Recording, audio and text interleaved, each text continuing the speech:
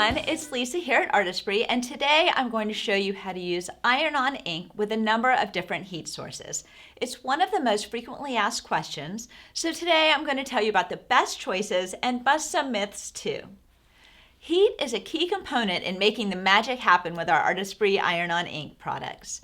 There are lots of options available when it comes to heat sources, so I want to take a moment to explain which ones will give you the best results on your specific project.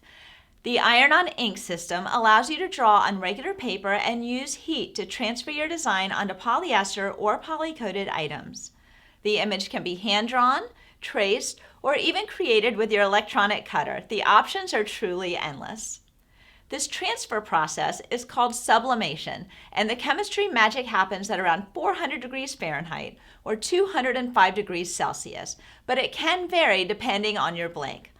Also, not all of the heat sources we're going to talk through can reach the full 400 degrees.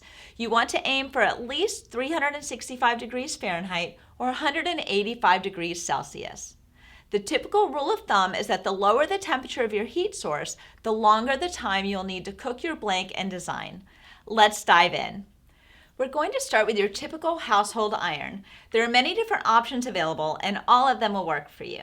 However, there are a couple tips I want to give you if this is your chosen heat source. First, find the largest plate that you can. Ideally, you want the plate to be the same size or larger than your project. Second, place your iron on the hottest setting, typically linen. Third, keep the iron still. Don't move it back and forth as you typically would when ironing or pressing. Fourth, no steam. You don't want to add moisture. Lastly, you want your project to be on the solid area of the plate with no holes. The holes cause a cold spot and you won't get the best results. Your home iron is perfect for keychains, bookmarks, and other smaller projects. If your project doesn't fit in the solid area of the plate, you'll want to tile the heat over your project. Be careful not to move the image and tape it down first with our heat-resistant tape. Remember, you don't want to move the iron back and forth, but instead lift it directly up and down. Your home iron is a great beginner's tool, but you might find that the heat is not consistent over the whole plate.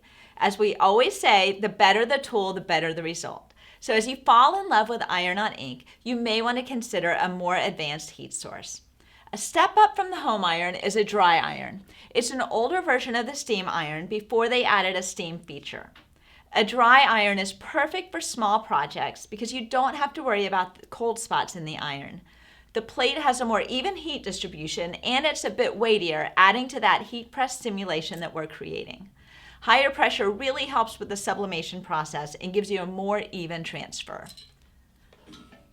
As you graduate to bigger projects, you could choose to invest in a craft iron like this one. You might even have one in your craft space already for HTV projects. This one is an easy press. It's a large flat heat plate available in a number of sizes. It has a digital display that allows us to set heat and time settings, and they tend to have a more even distribution and consistent temperature. The Easy Press beeps when it's preheated to your pre-selected temperature and also beeps once your preset heat time is completed. As with all other heat sources, you'll want to try to use one that is bigger than your project. Also, don't move the heat plate around. Tile over your project if you need to do a larger area, and we suggest applying a little downward pressure as you heat. Finally, I want to show you the heat press. Heat presses range from home use like this one to sophisticated and enormous industrial presses. This one has a 9 by 12 inch plate, which is plenty big enough for almost any project. It has a small footprint at about 2 feet tall and a foot wide, so it's pretty compact for the power that it brings. It has adjustable pressure, so all you do is twist the knob here. It also has a handy countdown timer that starts when you close the clamshell. As you close the press, it applies even pressure across your project, producing the most consistent and professional results. You can also heat multiple small keychains or bookmarks at once if you're creating in bulk. The beeping sound will let you know when the time cycle is finished so you can open the press. Lastly, don't forget your project will be extremely hot after pressing, so let it cool before you pick it up. I know how tempting it can be to reveal your handiwork, but please wait. As always, use your silicone mat so that you don't damage your work surface. Before I go, I want to dispel a few myths. You cannot use a hairdryer, a heat gun, or your George Foreman grill. Yes, I really was asked that once. You need a flat surface to cover your flat object. We have a separate video that covers curved or non-flat objects, so you can check that out on our YouTube channel. I hope this video has been helpful. If you want to know more about Iron-on-Ink, check out all the handy tutorial videos on our YouTube channel. You can click on the YouTube symbol below or search Artesprix on YouTube. If you have any more questions, check out the FAQs on the website or contact us at artesprix.com. I also hope that you'll share your project with #Artesprix and #Iron-on-Ink, all one word, on social media. We love seeing how you use our products, and we would love to share your creations on our social too. Thanks for watching. See you next time here at Artesprix.